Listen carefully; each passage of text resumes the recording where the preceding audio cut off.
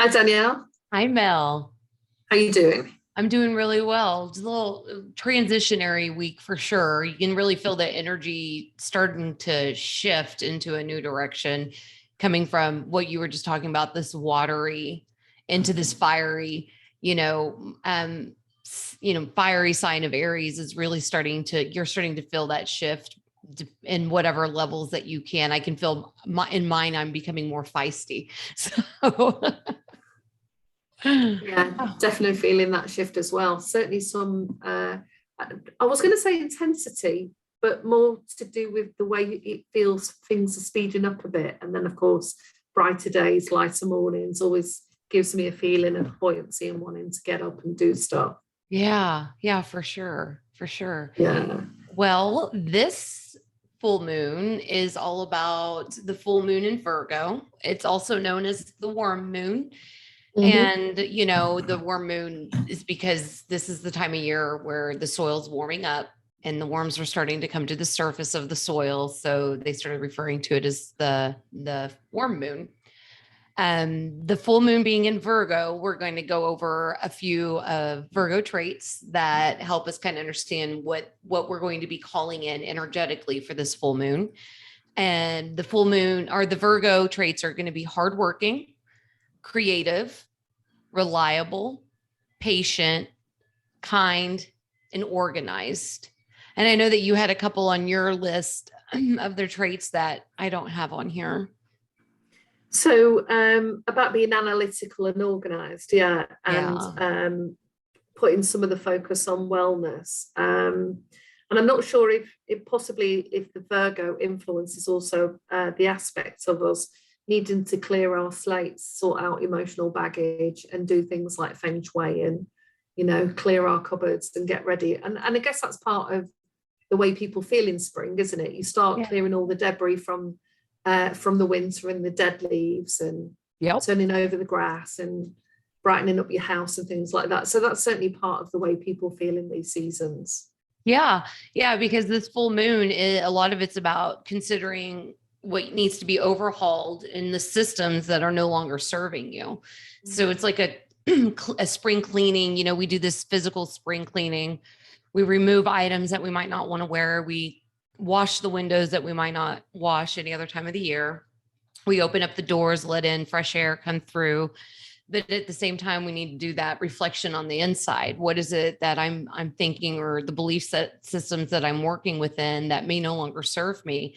It's kind of like a value systems check point. Like, is this what I've been doing going to carry over into the new season? And with this being kind of the equivalent of the zodiac new year, we have this opportunity to really come in and do resolutions like we would on New Year's Eve. It's time, or New Year's Day, it's time to really, what are the resolutions or what are the things that need some type of resolving in my life so that I can walk into this next 12 months, these next 12 zodiac signs, a little clearer, a little more, a little less baggage, a little more ready to get up and go on a moment's notice. Yeah, and part of that is sort of sowing the seeds or watering the seeds of anything you've started to put into place so that when it becomes sort of harvest time, you'll start to reap the benefits of that. So even if people haven't really got the clarity yet about what they want to do or focus on, and we've talked in private that sometimes you don't think about the big picture, sometimes you just take that first step, you just sow the seed, or Right. you water the seed, or you know go and explore an idea and see how that might look like in practice. Yeah. Yeah. Because, the consistency through these moons, starting probably end of December, the December full moon, has all been about what it is creatively that you're working on. What project is it that is bringing, a passion to you? And now that we're entering this Aries or this Virgo sign in this last, this zodiac of the moon is in Virgo zodiac, but because we're walking in through Aries energy, this is really a sign to become more reliable and committed to our mission in life. And so Virgo being hardworking, being reliable, being organized with the passionate energy of Aries coming through, these seeds that we've been tending, we've been planting, how is it that you can show up a little more for this project, these items, these missions that we have, be it raising children, a career, better friendship, a better spouse? What is it that is your mission currently, and how can you show up for it in a more committed way?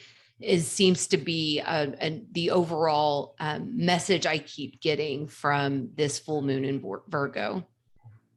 That's interesting, because on previous podcasts where we were exploring the moon or the tarot, I've talked about a couple of projects that I started last March and April, and one of them we're still working on, and we've just gone through, because I think after 6 months you can review what's working well, what's not working so well, any shifts and changes you want to make, any outcomes you get from any evaluations that you do.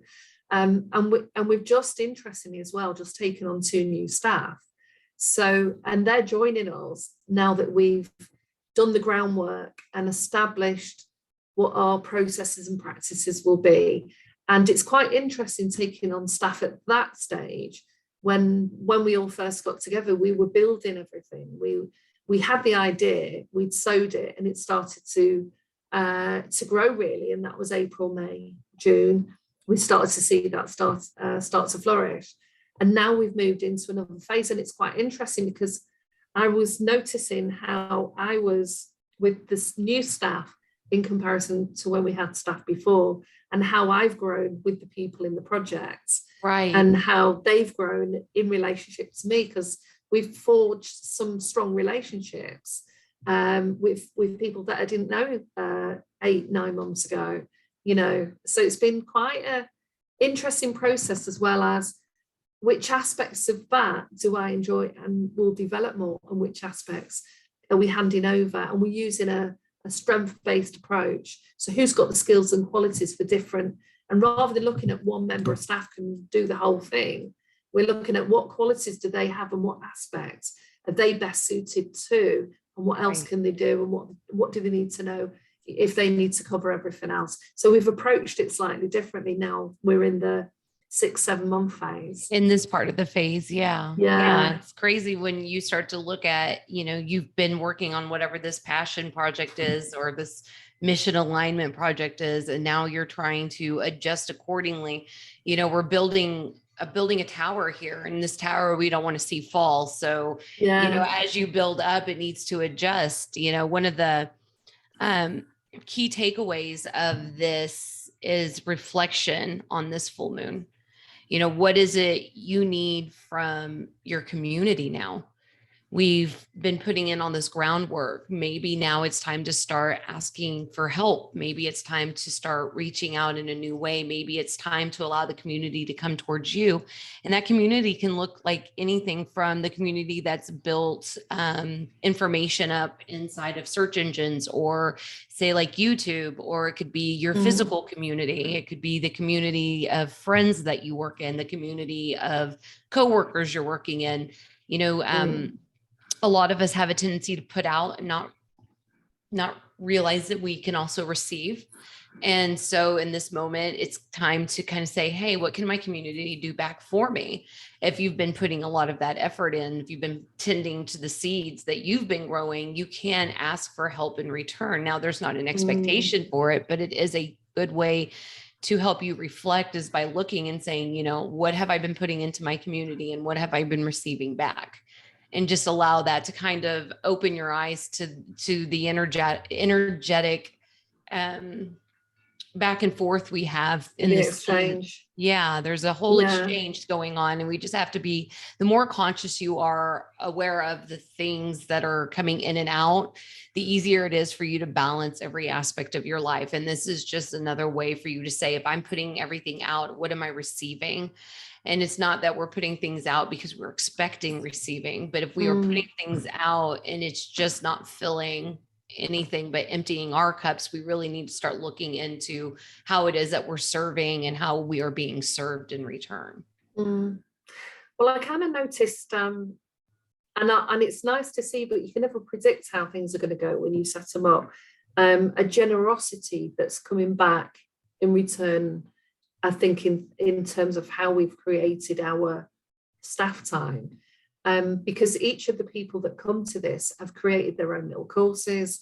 They've tried to address particular issues of what it's like for women who have been in or are in domestic abuse relationships. And I was having a conversation with, she's not long out of university, but she's really put a lot of research into this particular arena. And I said, I'd like to read what you've done. Are you okay to share it? And it's a piece of work that she's done that she's happy to share. So there's a sort of generosity of spirits that seems to also be there in terms of what we're sharing with each other and what we're getting back out of that. And that's lovely to experience, rather than being the leader and top down. There's this flow between everybody. Which is really ideally how it should look, right? Yeah. So when you're considering overhauling systems that are no longer serving you, think of things like your daily routine. Think of things like your spring cleaning. Think of things like your spiritual practices. So, as we evolve, the things around us need to evolve. If we're talking your spiritual practices, maybe it's time to create a crystal grid, or maybe it's time to hand more over to the altar for your ancestors. Maybe it's more time, being with gratitude towards the angelic or those type of energetic realms that pay back tenfold whenever you're grateful for things. And is there any part of my routine that inspires me in my growth or in my creativity? And if there's not, then it's time for you to start looking a little deeper within and seeing what does inspire you, and start adding those things. We're really starting to move away from this feeling of lack in this part of the season. We're in our bountiful season. The winter is harsh. It's where we do a lot of the shadow. It feels a lot of lack, and we're coming into a new season. So now we need to start thinking about ways that can help grow you. Things that, what is it now that I have more sunshine, warmer climate?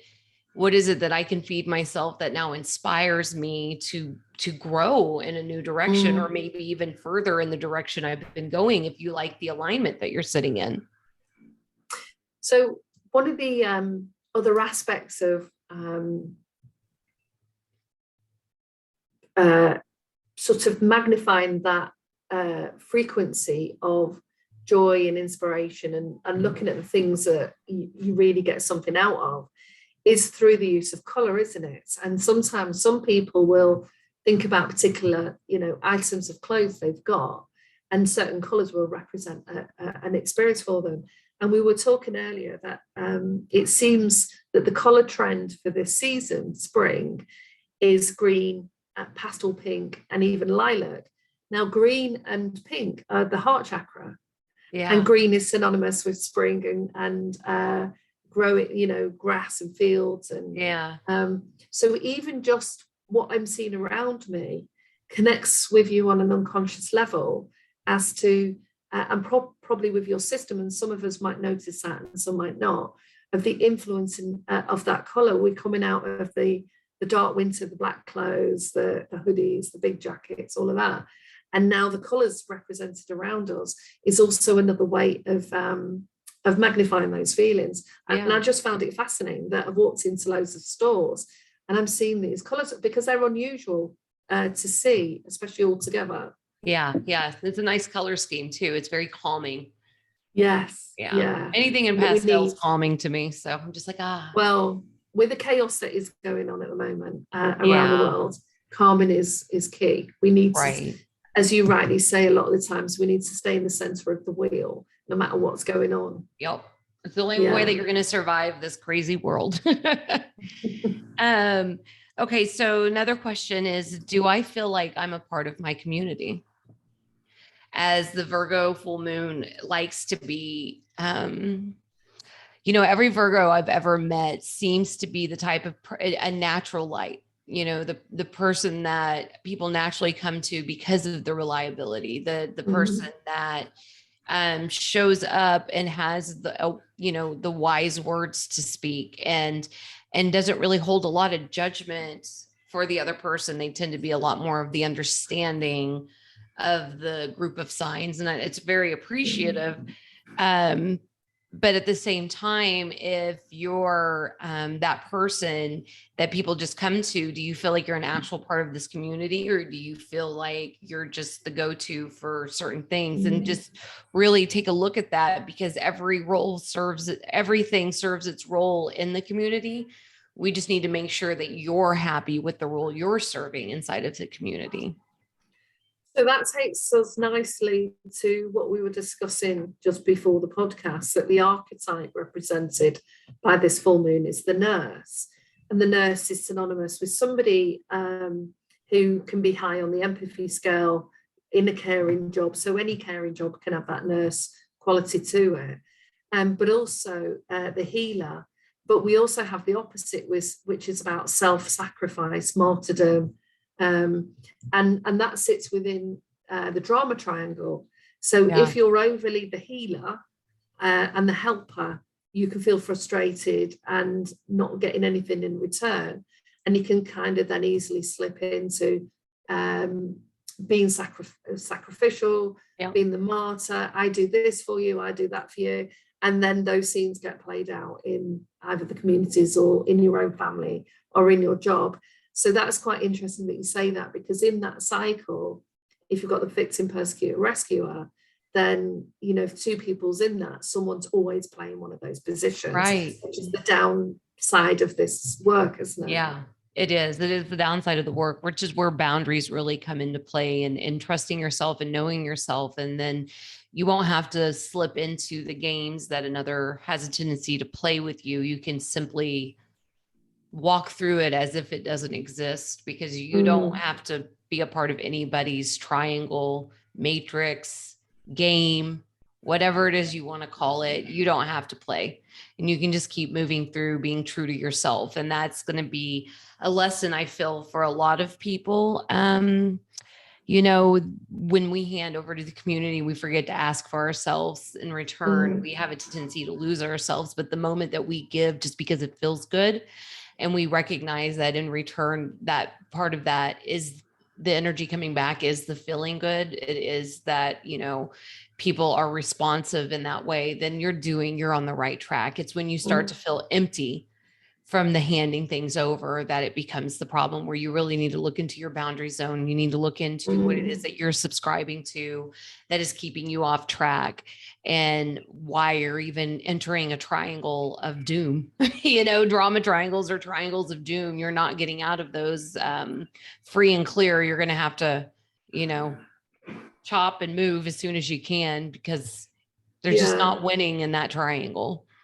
Well, awareness is key, isn't it? If you're not aware of those different behaviors and how you can get caught in those drama triangles, which lots of people can do, awareness is key. And it's when you step outside of any circumstances and do some clearing, because part of the thing I experience that I enjoy is if I'm clearing out practically cupboards, clothes, taking stuff to charity shops, there's a process that takes place, psychological process that takes place at the same time. You might be mulling over something, you might be thinking, and then, you know, you pick up a particular item and it reminds you of times gone by, you know, whether you went clubbing, went to concerts, went hiking somewhere, you know.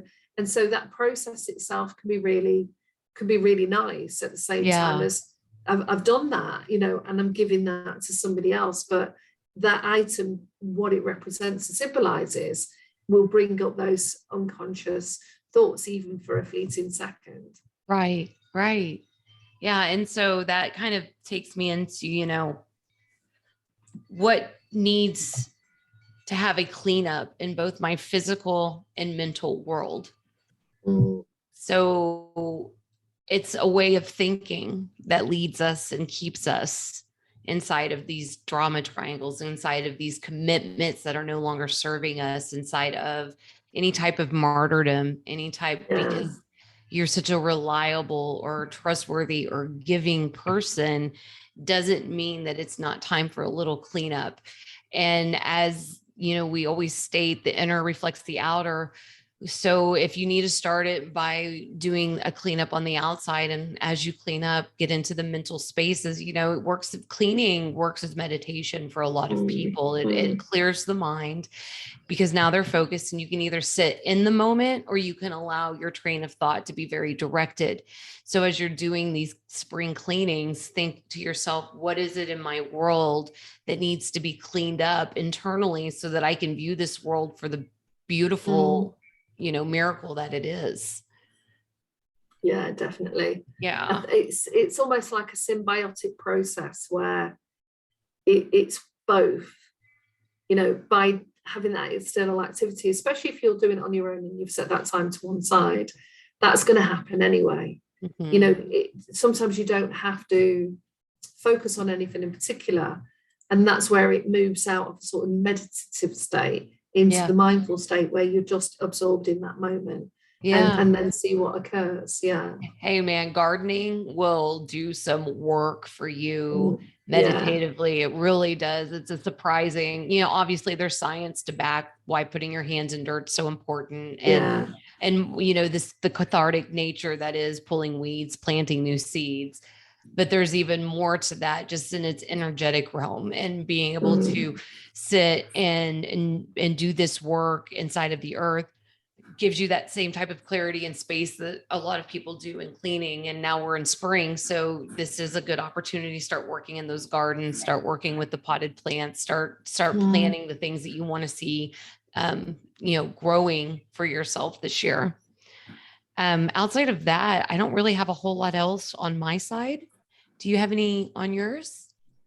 The only thing I thought I'd add to that, what you've just said, is that if you spend time, whether it's in your garden, repotting or planting seeds, or you go for walks in country parks or into forests, some research is coming out that, if you've got a lot of chaos within your own energetic field, being in those spaces can actually neutralize it again. So it can be difficult if you've got loads of external stimuli, whether that is your phone, the blue light, the TV, the noise from the roads. But if you go to those spaces, it almost like can clean up your own field, so that your thinking now can start to clean up and regulate. It's much easier to do that in those spaces. It's much hard, it's like trying to do it at a concert. Can you really think straight when you're at a concert? Well, sometimes people have a concert in their mind. So you need to go outdoors into nature to really start to experience that, to feel the benefit. And that can be one of the biggest and profound benefits that you can get from it. Yeah, 100%. And so that Virgo is an earth sign. So when you're working with this full moon, I've got a couple of ideas. Obviously, you go ahead and do what feels right to you. They have little spell jars, right? They're just little jars, and you can throw some salt of the earth, some actual earth in it. And you can even write something down on a piece of paper, which it materializes it grounds it in, put it on the wish on there, fold it up, throw it in the spell jar, and then bury it inside of the earth. And sometimes, for me, sometimes I don't want to bury it in the earth. I'd rather bury it inside of a potted plant. So I've done that before.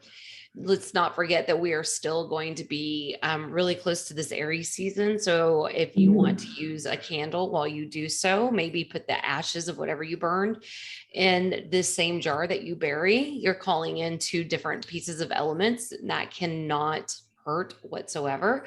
And so just work with the energies that are available to you. You can work with any energy, but these are the energies that are at their highest. So if you use those, obviously you get a little bit more of a clearer message pushed through as what you were wanting.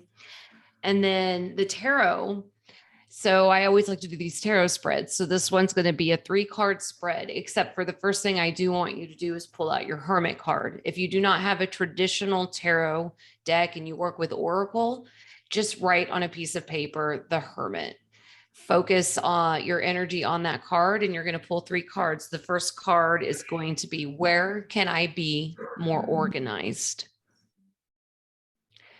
The second card you're going to pull is, what in my life needs to be restructured? And then the third card you'll pull is, how can I step into my role as a healer? And then with any of that, you can clarify. If you read cards, you know how to clarify. If you don't, then there's plenty of search engines that really allow you to kind of understand the combinations of cards and why they work, or things that need to be improved. But yeah, this full moon in Virgo is going to be interesting in the sense that, these new beginnings have been walking forward with us, but this is just another version of that new beginning. This is the zodiac signs new beginnings, and to have a fresh slate and say, okay, this is how I want to work this coming up cycle, this 12-month cycle. It can get really fun and interesting for you. So allow this spirit of waking up, this resurrection spirit, this acknowledging that we're moving into a new path, this new cycle. Allow it to be exciting for you. Not everything has to be this deep inner work. Some of this stuff can really be lighthearted. Call in the inner child. Allow this to be a part, this part of your process to be more endearing, more fun, more light than what maybe we've been going through for the past few months inside of the darker season of winter. Yeah, wonderful ideas, and how we can use the tarot spread. And of course, if anybody wants to know more about each of those major arcana cards, they can tune in to our other podcasts where we cover that. And I think we've just done one on the Hermit, so that's a nice one to possibly start with.